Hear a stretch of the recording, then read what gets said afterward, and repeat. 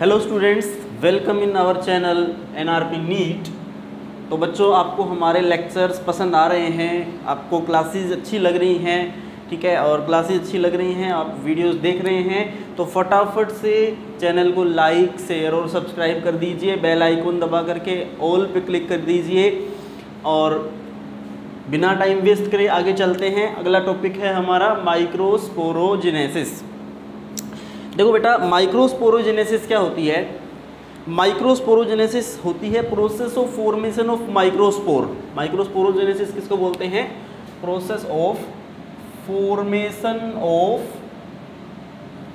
Microspore. Microspore बनने की process को बोलते हैं माइक्रोस्पोरोजेनेसिस। ठीक है ना? समझ आ रही है हमारे कि माइक्रोस्पोर बनने की प्रोसेस को हम क्या बोल रहे हैं? माइक्रोस्पोरोजेनेसिस। तो हम बोलते हैं कि पोलन मदर सेल जो है उसकी मियोसिस होती है। ठीक है, हमारे पास क्या है? एक पोलन मदर सेल है जिसको हम बोल रहे हैं PMC।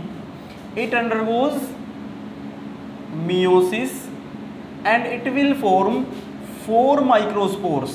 क्या बनाएगी? 4 microspores and this process is called microsporogenesis। इसी प्रोसेस को बोलते हैं माइक्रोस्पोरोजेनेसिस। ठीक है, अब ये जो 4 माइक्रोस्पोर बन गए ना, इन 4 माइक्रोस्पोर का होता है maturation and differentiation. These 4 microspores undergoes maturation and differentiation,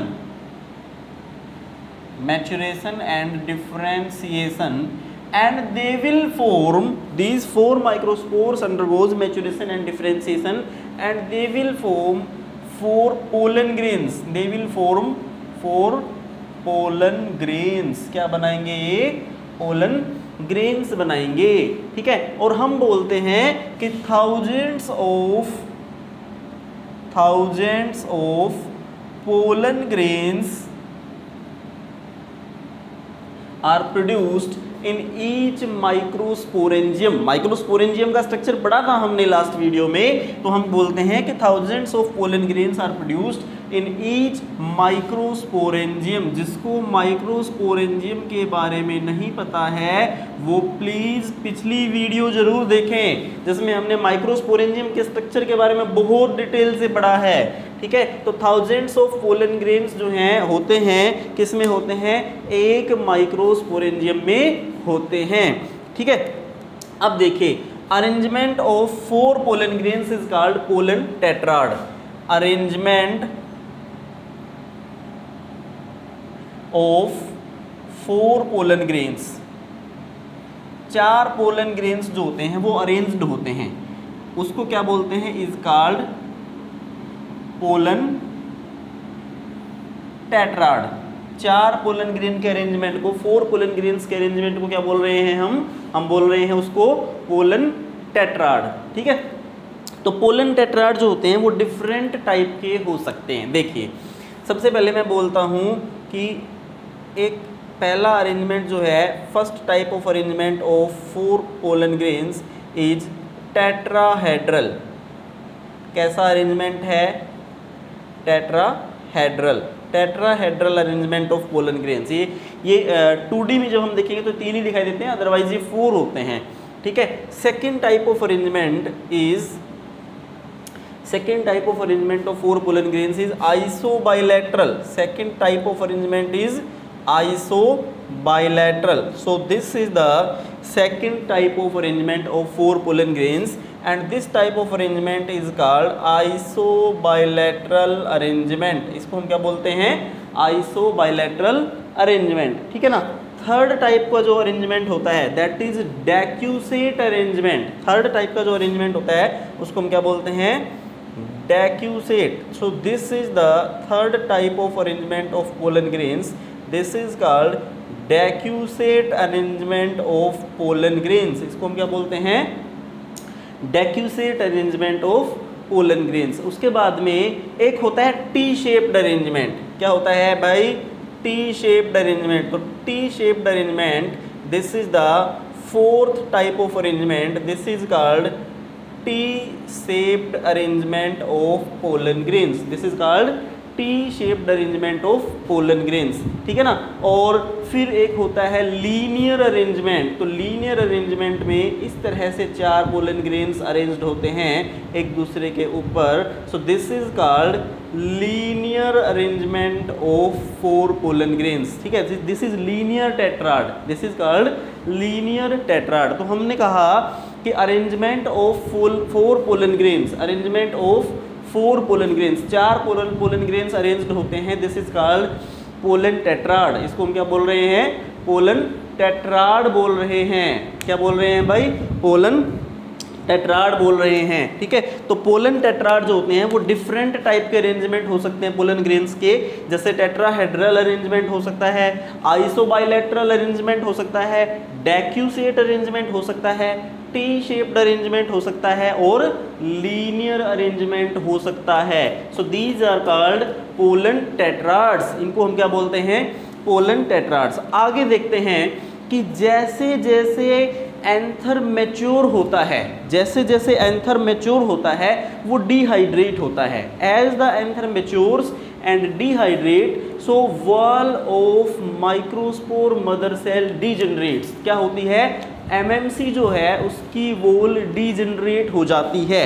क्या होता है? देखिए, हम बोलते हैं कि as the anther matures and dehydrate, water loss हो जाएगा, डिहाइड्रेट हो जाएगा। डिहाइड्रेट हो जाएगा तो क्या होगा? Wall of microspore mother cell, microspore mother cell degenerate, इसकी जो वॉल है वो क्या हो जाएगी भाई? डीजनरेट हो जाएगी। माइक्रोस्पोर मदर सेल की वॉल्स डीजनरेट हो जाएंगी। तो क्या होगा? माइक्रोस्पोर सेपरेट, माइक्रोस्पोर क्या हो जाएंगी? सेपरेट हो जाएंगे और वो डेवलप हो जाएंगे एज पोलन ग्रेन। ठीक है, so microspores separate and develops in pollen grain, develops in pollen grains, microspore separates and develops in pollen grain। ठीक है, तो जैसे जैसे एंथर की वॉल मैच्योर होती है, डिहाइड्रेट होती है, तो माइक्रोस्पोर मदर सेल की वॉल्स डीजनरेट हो जाती हैं, तो ये माइक्रोस्पोर सेपरेट हो जाएंगे और ये पोलन ग्रेन्स बनाएंगे। पोलन टेट्राड जो है इसमें माइक्रोस्पोर है, सेपरेट हो जाएंगे और पोलन ग्रेन बना देंगे। जबकि कुछ ऐसे प्लांट्स हैं, कुछ ऐसी स्पीसीज हैं जिनमें ये सेपरेट नहीं होते हैं। ठीक है, in some they do not separate and remain united. तो कुछ के अंदर क्या होते हैं? In some species they do not separate and remain united। कुछ स्पीसीज में ये सेपरेट नहीं होते और जुड़े रहते हैं एक दूसरे के साथ, यूनाइटेड रहते हैं as tetrad, as tetrad, tetrad की फॉर्म में ही रहते हैं। ऐसे पोलन ग्रेन्स को क्या बोलते हैं? ऐसे पोलन ग्रेन्स को बोलते हैं compound pollen grains. So such pollen grains are called compound pollen grains. ऐसे पोलन ग्रेन्स को हम क्या बोलते हैं भाई? Compound pollen grains. एग्जाम्पल जैसे टाइफा, किस में होता है? टाइफा में कंपाउंड पोलन ग्रेन्स होते हैं। ठीक है, क्रिप्टोस्टेजिया, क्रिप्टोस्टेजिया इसमें भी कंपाउंड पोलन ग्रेन्स होते हैं। ठीक है, टाइफा में, क्रिप्टोस्टेजिया में क्या होते हैं? Compound pollen grains. तो देखो क्या होता है, फिर से देखिए कि जैसे जैसे क्या होता है? As the anther matures and dehydrate, anther mature होता है और डिहाइड्रेट होता है, तो बेटा wall of microspore mother cell degenerate, microspore mother cell की वॉल क्या हो जाती है? डीजनरेट हो जाएगी। तो क्या होगा, microspore separate and develops in pollen grains, microspore separate होंगे और पोलन ग्रेन्स में डेवलप हो जाएंगे। ठीक है, जबकि कुछ स्पीसीज में दे डू नॉट सेपरेट, कुछ स्पीसीज में ये सेपरेट नहीं होते and remain united as tetrad, और टेट्राड की फॉर्म में ही रहते हैं। तो ऐसे पोलन ग्रेन्स को बोलते हैं कंपाउंड पोलन ग्रेन्स। ठीक है, और कंपाउंड पोलन ग्रेन्स के एग्जांपल्स हमने बताए हैं Typha, Cryptostegia, these are the examples of compound pollen grains. अच्छा, कुछ ऐसी स्पीसीज भी होती हैं जिनमें एक एंथर लोब के सारे पोलन ग्रेन्स ही जुड़े रहते हैं, जिनमें एक एंथर लोब के सारे ही पोलन ग्रेन्स जुड़े रहते हैं। ठीक है, तो in some species like orchid, in some species like orchids, orchids में होता है और मिल्कवीड्स में होते हैं, मिल्कवीड्स, मिल्कवीड्स जैसे फॉर एग्जाम्पल, मिल्कवीड्स के एग्जाम्पल जैसे कैलोट्रोपिस, कैलोट्रोपिस, इनमें क्या होगा, ऑर्किड्स में, मिल्कवीड्स में, इनमें क्या होगा कि pollen grains of, pollen grains of one anther lobe,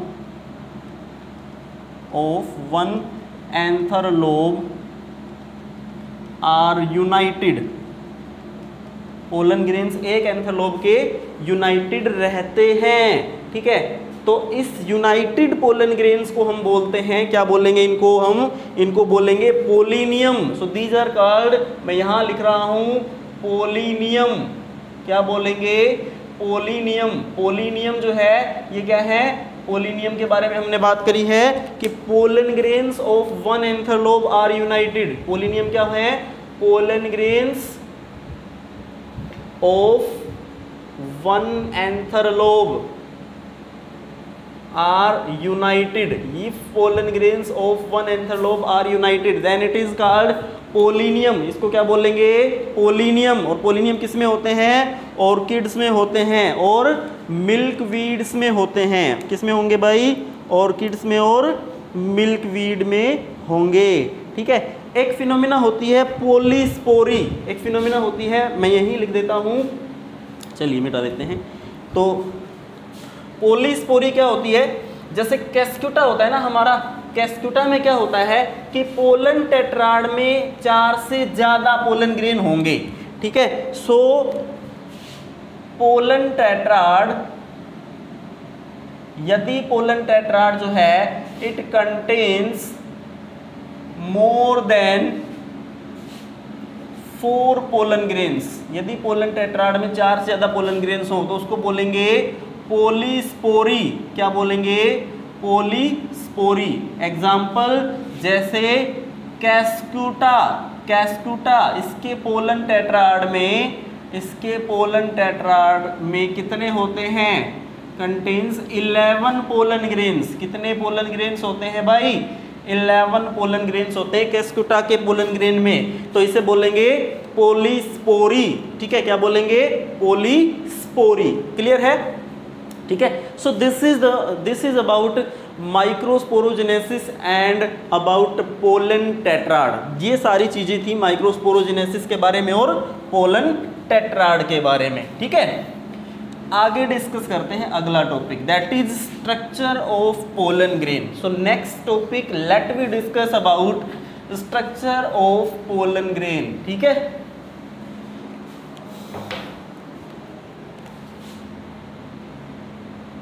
structure of pollen grain. Let we discuss about the next topic that is structure of pollen grain. तो देखिए बेटा, यदि पोलन ग्रेन की स्ट्रक्चर के बारे में बात करते हैं तो पोलन ग्रेन में क्या होता है, सबसे पहली चीज़ ये है कि पोलन ग्रेन जो है वो डबल मेम्ब्रेन से कवर होता है, 2 लेयर से कवर होता है। ठीक है, and wall of pollen grain is called sporoderm. Pollen grain की वॉल को क्या बोलते हैं, स्पोरोडर्म बोलते हैं।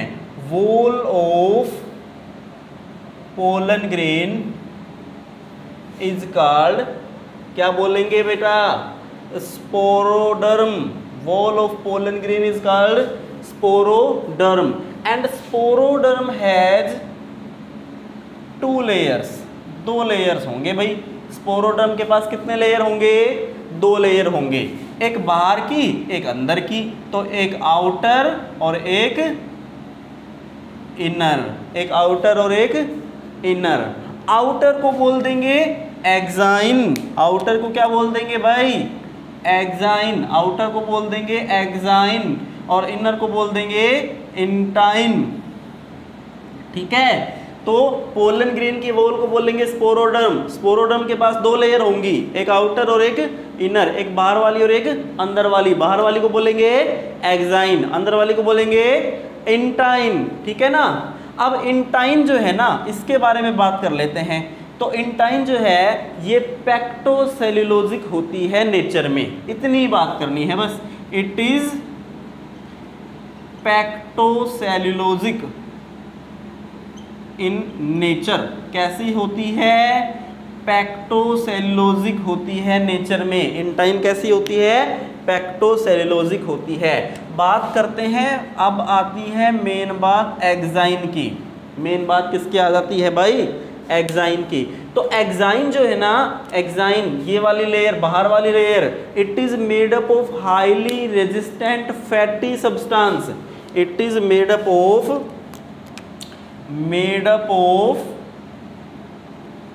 highly resistant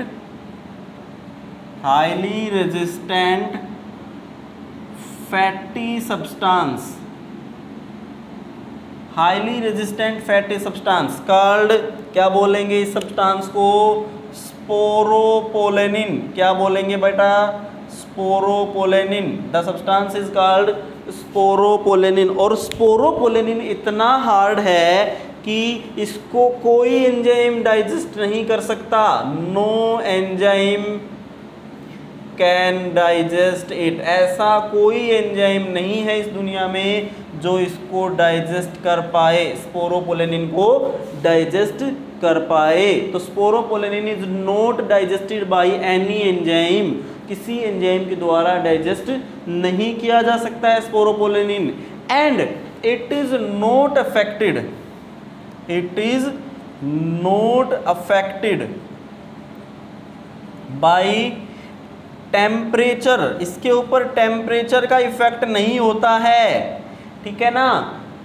and pH, pH चाहे कितनी हाई एसिडिक हो और हाई एल्कलाइन हो, या एसिडिक हो या एल्कलाइन होगी भाई, यही तो होंगे ना। ठीक है ना। तो कैसी भी पीएच हो, उसका इफेक्ट स्पोरोपोलेनिन के ऊपर नहीं होता। ठीक है ना। कैसा भी टेम्परेचर हो, उसका इफेक्ट स्पोरोपोलेनिन के ऊपर नहीं होता। कैसा भी एंजाइम हो, वो स्पोरोपोलेनिन को डाइजेस्ट नहीं कर सकता। इसका मतलब sporopollenin is very very hard substance to protect the pollen grain. Pollen grain को प्रोटेक्ट करने के लिए बहुत हार्ड सब्सटेंस है। ठीक है ना। And due to presence of sporopollenin, due to presence of sporopollenin, pollen grains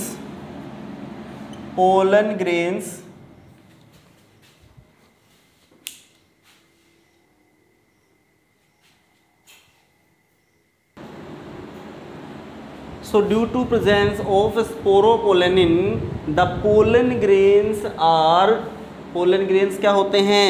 Preserved as microfossils. Pollen grains are preserved as microfossils. माइक्रोफोसिल्स की फॉर्म में पोलन ग्रेन्स को प्रिजर्व किया जा सकता है स्पोरोपोलेनिन की प्रेजेंस की वजह से। So due to presence of sporopollenin, क्योंकि ये बहुत हार्ड है, इसलिए पोलन ग्रेन्स को प्रिजर्व किया जा सकता है माइक्रोफोसिल्स की फॉर्म में। ठीक है, आगे बात करते हैं। देखो, तो ये बात हो गई किसके बारे में? स्पोरोपोलेनिन के बारे में। ठीक है भाई। अब देखो, अब इसमें भी फर्दर 2 लेयर्स हैं। एक्साइन जो है ना, वो भी 2 लेयर से मिलके बनती है। ठीक है, तो एक्साइन की बात कर रहे हैं हम। देखिए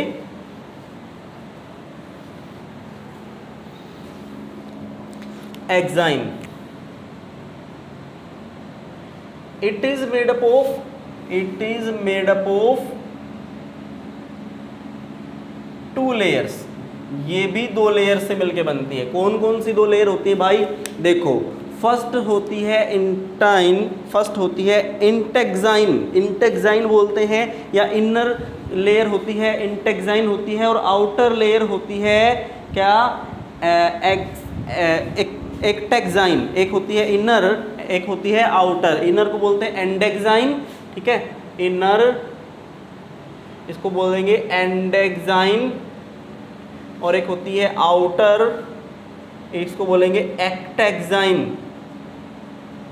इनर को बोलेंगे इंटेक्साइन या एंडेक्साइन बोलते हैं, और आउटर को बोलते हैं एक्टेक्साइन, ठीक है। Ectexine is also called as sexine and endexine is also called as nexine, sexine and nexine, ठीक है ना। सो एक्साइन भी 2 लेयर से मिलकर बनती है, एक अंदर वाली एक बाहर वाली। अंदर वाली को बोलेंगे एंडेक्साइन, बाहर वाली को बोलेंगे एक्टेक्साइन। एंडेक्साइन जो है वो उसको बोलते हैं नेक्साइन, और बाहर वाले को बोलेंगे सेक्साइन, ठीक है ना। अब इसमें जो एक्टेक्साइन है, जो बाहर वाली है, ये भी 3 लेयर से मिलके बनती है भाई। तो एक्टेक्साइन जो है ये 3 लेयर से मिलके बनती है। कितनी लेयर से है मिलके बनती है? 3 layers. It is made up of 3 layers, 3 layer से मिलके बनती है, ठीक है। पहली inner continuous foot layer, inner continuous foot layer. फिर मिडल बीच वाली होती है discontinuous middle discontinuous baculate layer, middle discontinuous baculate layer. और एक होती है आउटर, ये भी डिसकंटिन्यूस होती है, discontinuous tectum, outer discontinuous tectum. अब यहाँ हम टेक्टम के बारे में थोड़ी सी बात कर लेते हैं। देखो, सेक्साइन की 3 layer, inner continuous foot layer, middle discontinuous baculate layer, outer discontinuous tectum. Tectum provide the characteristic design over the pollen grain. Tectum जो है, tectum it provide the characteristic design over the pollen grain. तो tectum की बात कर रहे हैं हम, इस वाली की, सबसे बाहर वाली की। तो ये क्या करेगी? पोलन ग्रेन के ऊपर कैरेक्टरिस्टिक डिजाइन प्रोवाइड करेगी। जैसे फॉर एग्जांपल रिजिज आ जाएंगे, रिजिज, स्पाइंस एटसेट्रा, ठीक है ना। And it is used to identify the pollen grain, ठीक है ना। सो it help in identification of pollen grain, identification of pollen grains, ठीक है ना। to their family, genus, species etc, ठीक है ना। तो पोलन ग्रेन्स को आइडेंटिफाई करने में हेल्प करती है कौन भाई? टेक्टम। कौन हेल्प करेगी? टेक्टम, ठीक है। So this is about the structure of pollen grain. अब कुछ और चीजें बात करते हैं। देखिए, स्ट्रक्चर कंप्लीट नहीं हुई है अभी। हमने बात करी इंटाइन और एक्साइन, लेयर्स के बारे में बात करी है, और बात करते हैं पोलन ग्रेन्स के बारे में। बेटा, स्टडी ऑफ पोलन ग्रेन को क्या बोलते हैं? Study of morphology of pollen grain, इसको बोलते हैं हम पैलिनोलॉजी। क्या बोलेंगे? पैलिनोलॉजी। पैलिनोलॉजी क्या होती है? Study of morphology of pollen grain. Pollen grain की मॉर्फोलॉजी की स्टडी करना, इसको क्या बोलते हैं हम? पैलिनोलॉजी, ठीक है। चलिए, अब देखो, कुछ पॉइंट्स ऐसे होते हैं एक पोलन ग्रेन के ऊपर जहां एक्साइन एब्सेंट होती है या बहुत थिन होती है। जैसे मैं बात करूं, मान लीजिए मैं बना रहा हूं, ये कोई पोलन ग्रेन बना रहा हूं मैं, ठीक है ना। अब इस पोलन ग्रेन के ऊपर मैंने ये बना दी exine,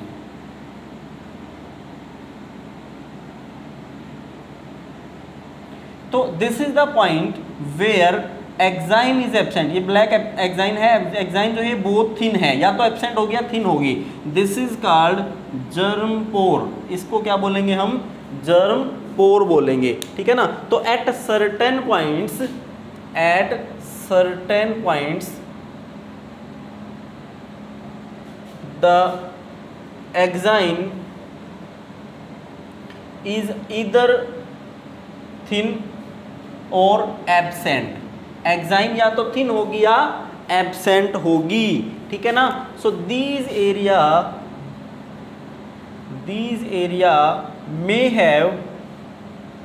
may have thickened in time। In area में इन टाइम थिक हो सकती है, थिकंड इन टाइम हो सकती है। और डिपोजिशन ऑफ सेल्यूलोज, या हम बोल सकते हैं कि डिपोजिशन ऑफ सेल्यूलोज हो सकता है, ठीक है ना। तो पोलन ग्रेन की जो वाल है, जो स्पोरोडर्म है, उसमें कुछ प्लेसेस के ऊपर एट सर्टेन पॉइंट्स या सर्टेन प्लेसेस एक्साइन इज इधर थिन और absent. These areas have thickened in time और डिपोजिशन ऑफ सेल्यूलोज। ऐसे एरियाज के पास या तो थिक इन टाइम होगी या डिपोजिशन ऑफ सेल्यूलोज होगा। These areas are called क्या बोलेंगे? जर्म पोर बोलेंगे। कब बोलेंगे जर्म पोर? इफ राउंड, यदि ये राउंड है तो, यदि राउंड है तो क्या बोलेंगे? जर्म पोर बोलेंगे। और यदि इलोंगेटेड है तो क्या बोलेंगे? तो बोलेंगे germinal furrow. If it is elongated, यदि इलोंगेटेड है तो इसको बोलेंगे जर्मिनल फरो, ठीक है। सो ये होते हैं पोलन ग्रेन के ऊपर जर्म पोर्स होते हैं या जर्मिनल फरोज होते हैं, ठीक है। Now the pollen grains are generally tricolpate. Pollen grains जो होते हैं ना वो ट्राइकल्पेट होते हैं। किसमें होते हैं ट्राइकल्पेट? डाइकोट्स के अंदर। ट्राइकल्पेट मतलब जिनमें 3 जर्म पोर हों, ठीक है ना। तो ट्राइकल्पेट क्या होंगे भाई? विद 3 जर्म पोर्स, ठीक है ना। Pollen grains having 3 germ pores. और ट्राइकल्पेट पोलन ग्रेन्स कहाँ पे होंगे? They are found generally in dicots. कहाँ मिलेंगे? जनरली डाइकोट्स में मिलेंगे, ठीक है। But in monocots these are monocolpate. मतलब pollen grains having only 1 germ pore. और ये किस में मिलेंगे? जनरली इन मोनोकोट्स, ठीक है ना। तो मोनोकल्पेट क्या होते हैं? ऐसे पोलन ग्रेन जिसमें सिर्फ एक ही जर्म पोर हो, उसको क्या बोलेंगे? मोनोकल्पेट। और ये किस में होंगे? मोनोकोट्स में होते हैं। किस में होते हैं बेटा? ये मोनोकोट्स में होते हैं, ठीक है ना। तो ये हमने बात करी किसके बारे में? जर्म पोर के बारे में बात करी, ठीक है। तो हमने कहा पैलिनोलॉजी क्या होती है? Study of morphology of pollen grain. फिर हमने कहा जर्म पोर क्या होता है? कुछ प्लेसेस के ऊपर एक्साइन या तो एब्सेंट होगी या थिन होगी। यहाँ पर इंटाइन थिक हो सकती है या डिपोजिशन ऑफ सेल्यूलोज हो सकता है, ठीक है ना। तो इन्हें बोलते हैं जर्म पोर यदि राउंडेड है तो। और यदि ये इलोंगेटेड है तो इन्हें बोलेंगे जर्मिनल फरो, ठीक है। तो डाइकोट्स के अंदर जनरली ट्राइकल्पेट पोलन ग्रेन होते हैं, मतलब उनके पास 3 जर्म पोर्स होते हैं। और मोनोकोट्स जो होते हैं उनके अंदर मोनोकल्पेट ही पोलन ग्रेन होते हैं जिनके पास एक ही जर्म पोर होगा, ठीक है। So this is about the structure of pollen grain. अब बात करते हैं अगला topic, that is pollen viability. सो एक टॉपिक आता है हमारा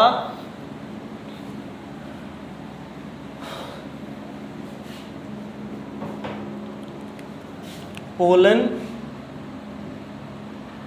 वायबिलिटी। पोलन वायबिलिटी क्या होती है, देखिए पोलन ग्रेन्स जो होते हैं ना वो एक डेफिनेट पीरियड तक ही अपनी जर्मिनेट करने की कैपेसिटी को रिटेन कर सकते हैं, ठीक है, बाकी उसके बाद में they loss their capacity to germinate, ठीक है ना। So the time period for which the pollen grain retain their capacity to germinate is called pollen viability, ठीक है। वो टाइम पीरियड जिसके लिए कोई पोलन ग्रेन अपनी जर्मिनेट करने की कैपेसिटी रिटेन करता है उसे बोलते हैं पोलन वायबिलिटी। जैसे वीट में, राइस में ओनली 30 मिनट की पोलन वायबिलिटी होती है, ठीक है। सो पोलन वायबिलिटी क्या होती है, the time period for which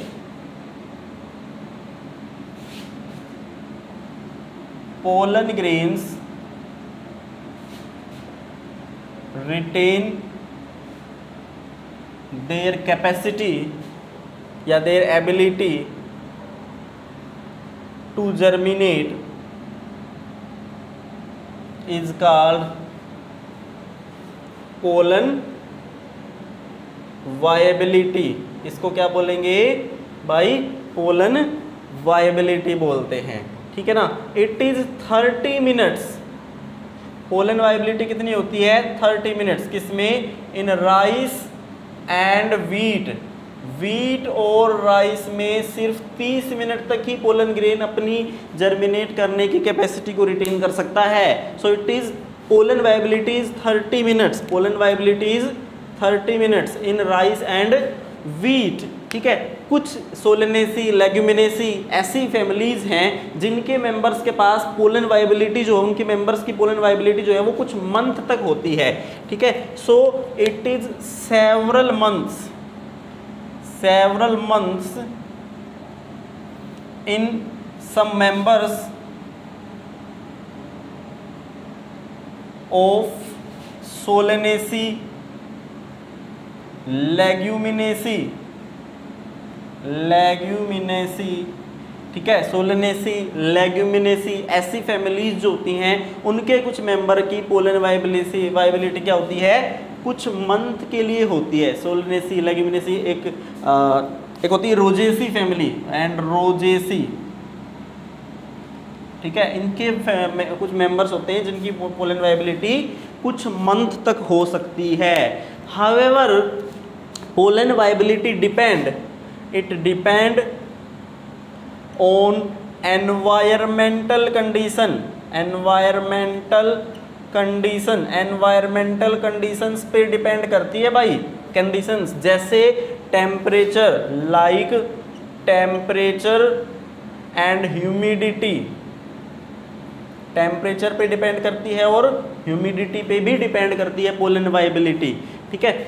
pollen grains जो होते हैं उनको हम वायबल रख सकते हैं बहुत ज़्यादा टाइम तक in liquid nitrogen eight -196 degree Celsius in pollen banks. Pollen bank बनाए जाते हैं जहां पर पोलन ग्रेन्स की वायबिलिटी को मेंटेन रखा जाता है उन्हें लिक्विड नाइट्रोजन में प्लेस करके, ठीक है ना।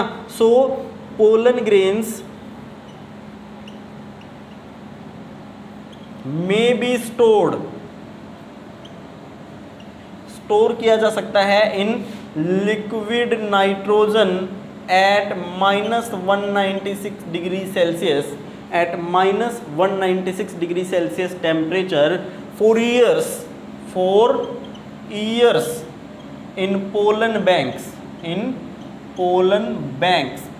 बैंक्स के अंदर रखा जाता है पोलन ग्रेन्स को -196 डिग्री सेल्सियस पे लिक्विड नाइट्रोजन में। कई सालों तक हम उनको वायबल करके रख सकते हैं, ठीक है। So this is about pollen viability. अब एक टॉपिक आता है हमारा पोलन एलर्जी।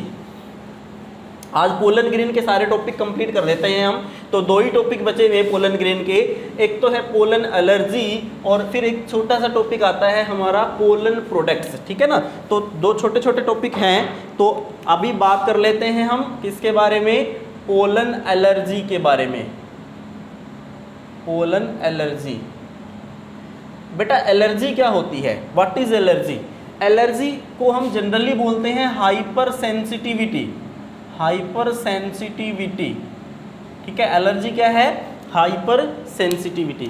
तो तो कुछ स्पीसीज के पोलन ग्रेन्स होते हैं स्पेशली एनिमोफिलस जो फ्लावर्स हैं, यानी कि एनिमोफिलस क्या होंगे, जिनमें एयर से पोलिनेशन होता है, ठीक है। तो ऐसे स्पीसीज जिनमें स्पेशली एनिमोफिलस फ्लावर के जो पोलन फ्लावर्स जो होते हैं वो बहुत ज़्यादा नंबर में पोलन ग्रेन्स प्रोड्यूस करते हैं और छोटे छोटे पोलन ग्रेन्स प्रोड्यूस करते हैं, तो उनके पोलन ग्रेन्स हवा में फैले रहते हैं and they are inhaled with air through the humans, हम उनको इनहेल कर लेते हैं and some of them cause allergy, some of them in some individual, सब में नहीं होती है, कुछ इंडिविजुअल्स में होती है, some individuals produce allergy for some of the pollen grains, ठीक है। तो हम क्या बोल रहे हैं कि pollen grains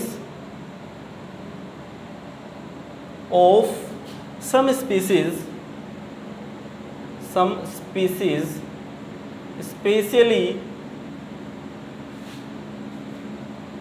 in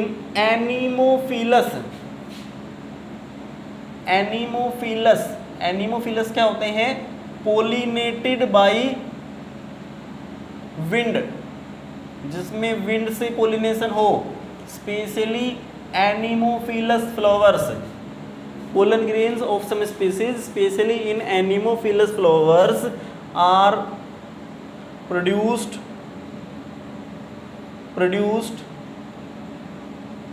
in large number में प्रोड्यूस करे जाते हैं, ठीक है। तो they float in air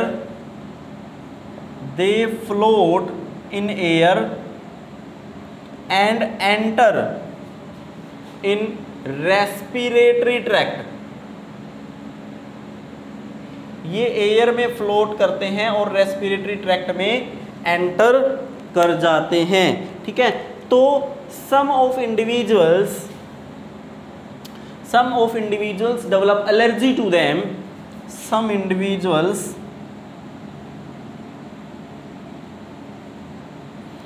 develop allergy to them, कुछ इंडिविजुअल्स में क्या होता है, एलर्जी हो जाती है एंड प्रोड्यूस, और क्या होते हैं, रेस्पिरेटरी डिसऑर्डर्स, क्या होंगे, रेस्पिरेटरी डिसऑर्डर्स होंगे, लाइक जैसे ब्रोंकाइटिस,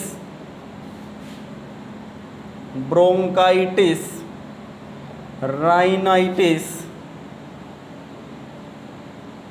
एस्थमा एटसेट्रा। तो ऐसे क्या होते हैं, रेस्पिरेटरी डिसऑर्डर्स हो जाते हैं कुछ पोलन ग्रेन्स की वजह से, ठीक है ना। जैसे फॉर एग्जांपल एक प्लांट है, फॉर एग्जांपल कैरेट ग्रास और पार्थेनियम, कैरेट ग्रास और पार्थेनियम, ये जो है ना पोटेंट एलर्जन होता है, पार्थेनियम जो है ये पोटेंट एलर्जन होता है। पार्थेनियम की यदि बात करते हैं ना, तो पार्थेनियम इंडिया में आया कैसे था, it enters in India as contaminant with exported wheat, भाई गेहूं मंगाए थे बाहर से, हमारी सरकार ने एक्सपोर्टेड वीट के साथ पार्थेनियम के बीज आ गए थे, इसके सीड्स आ गए थे as contaminant and now they spread, और फैल गए all over the India.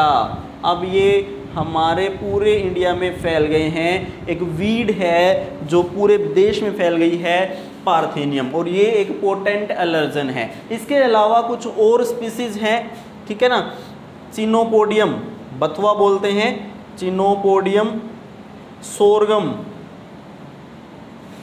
अमरैंथस are some other species of to cause allergy. ये भी क्या करते हैं, एलर्जी करने वाली, एलर्जी कोजिंग स्पीसीज हैं, और most of them are weeds, क्या है ये, वीड्स हैं, ठीक है। चिनोपोडियम, सोरगम और एमरैंथस। तो भाई पोलन एलर्जी किसको कहते हैं? पोलन ग्रेन्स जो हैं कुछ स्पीसीज के, स्पेशली जो एनिमोफिलस फ्लावर हैं उनके पोलन ग्रेन्स जो होते हैं लार्ज नंबर में प्रोड्यूस होते हैं, वो हवा में फ्लोट होते हैं और रेस्पिरेटरी ट्रैक्ट में एंटर करेंगे। कुछ इंडिविजुअल्स उनके लिए एनर्जी प्रोड्यूस करते हैं, एलर्जी प्रोड्यूस करेंगे और वो रेस्पिरेटरी डिसऑर्डर्स करेंगे, जैसे ब्रोंकाइटिस है, राइनाइटिस है, एस्थमा है, ऐसे रेस्पिरेटरी डिसऑर्डर्स प्रोड्यूस करेंगे। ठीक है, तो उसे बोलते हैं पोलन एलर्जी। जैसे कैरेट ग्रास है, पार्थेनियम है, ये कॉन्टामिनेंट है, एक्सपोर्ट किया गया था वीट के साथ और आजकल पूरी इंडिया में फैल गया है और ये एक पोटेंट एलर्जन है। ठीक है, इसके अलावा चिनोपोडियम है, सोरगम है, एमरैंथस है, ये दूसरे एलर्जी कोजिंग पोलन ग्रेन्स होते हैं जो हमारे यहाँ पे मिलते हैं। ठीक है, so that's about the pollen allergy. अब एक छोटा सा टॉपिक आ जाता है पोलन प्रोडक्ट्स, उसके बारे में बात कर लेते हैं।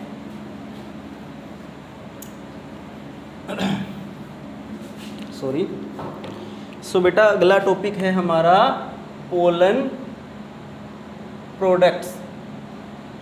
पोलन प्रोडक्ट्स समझ में आ रहा है ना सभी को? ठीक है, देखिए पोलन प्रोडक्ट्स के बारे में यदि बात करते हैं तो it is believed that pollen grains are rich in nutrients. It is believed that pollen grains are rich in nutrients. Nutrients बहुत ज़्यादा होते हैं पोलन ग्रेन्स के पास। ठीक है ना, पोलन ग्रेन्स के पास न्यूट्रिएंट्स ज़्यादा होते हैं। क्या होता है? प्रोटीन होते हैं 7 to 26%। प्रोटीन कितने होते हैं? 7 to 26%। कार्बोहाइड्रेट कितने होते हैं? 24 to 48%। कार्बोहाइड्रेट्स कितने होते हैं पोलन ग्रेन्स के पास? 24 to 48%। एंड फैट्स होते हैं, फैट्स 0.9 to 14.5%। फैट कितने होते हैं? 0.9 to 14.5%। तो pollen grains are rich in nutrients. So pollen grains are used as tablets and they are used in formation of cosmetics. ठीक है, so pollen grains they are specially collected by bees. कौन collect करता है? Bees collect करते हैं। So pollen grains specially collected by bees. कौन collect करता है? बीज कलेक्ट करते हैं। Are used for number of purposes, बहुत सारे पर्पजेज के लिए यूज किए जाते हैं। फॉर एग्जाम्पल जैसे कॉस्मेटिक्स, फूड सप्लीमेंट्स एटसेट्रा। तो कॉस्मेटिक्स अच्छे बनते हैं इनके, जो स्किन को सॉफ्ट रखते हैं, फेयर रखते हैं, स्किन को नेचुरल रखते हैं, नेचुरल स्किन को नेचुरल रखते हैं। फूड सप्लीमेंट्स जो फूड के अंदर जो आपके न्यूट्रिएंट्स की डेफिशिएंसी है उसको फुलफिल करेंगे फूड सप्लीमेंट्स। तो ये किस में मिलते हैं? पोलन ग्रेन्स में। ठीक है, सो पोलन ग्रेन्स जो हैं वो रिच होते हैं न्यूट्रिएंट्स में, तो इन्हें बोलते हैं पोलन प्रोडक्ट्स। इसके अलावा pollen products are taken as tablets. They are taken as tablets के फॉर्म में लिए जाते हैं to enhance the performance enhance करने के लिए टैबलेट्स की फॉर्म में लिए जा सकते हैं और सिरप्स की फॉर्म में लिए जा सकते हैं। To enhance the performance by athletes and race horse. Athletes and race horse, race के घोड़ों के द्वारा और एथलीट्स के द्वारा लिए जाते हैं पोलन प्रोडक्ट्स टैबलेट्स की फॉर्म में और सिरप्स के फॉर्म में, जो कि उनकी परफॉर्मेंस को इन्हांस करते हैं, इंक्रीज करते हैं। ठीक है, so these are the things about pollen products. तो पोलन प्रोडक्ट्स के बारे में बात कर रहे हैं हमने कहा pollen grains are rich in nutrients. ठीक है, it is believed that pollen grains are rich in nutrients. क्या होते हैं? प्रोटीन्स होते हैं, कार्बोहाइड्रेट्स होते हैं और फैट होते हैं। कितना % होते हैं वो हमने एक्सप्लेन किया है। फिर पोलन ग्रेन्स जो होते हैं, जो स्पेशली हनीबीज जो होती हैं, मधुमक्खियां जो होती हैं, वो पोलन ग्रेन्स को कलेक्ट करती हैं। वो वाले पोलन ग्रेन्स को यूज किया जाता है बहुत सारे पर्पजेज के लिए। उनसे कॉस्मेटिक्स बनाए जाते हैं।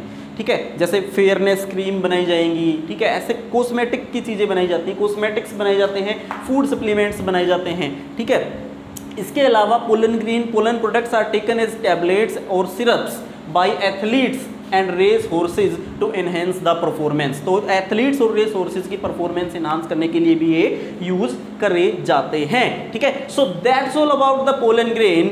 अब अगला टॉपिक डिस्कस करेंगे मेल गैमेटोफाइट, वो नेक्स्ट वीडियो में डिस्कस करेंगे। So thank you very much बच्चों, और जल्दी से चैनल को लाइक शेयर और सब्सक्राइब कर दीजिए और अगली वीडियो देखते रहिए। Thank you very much.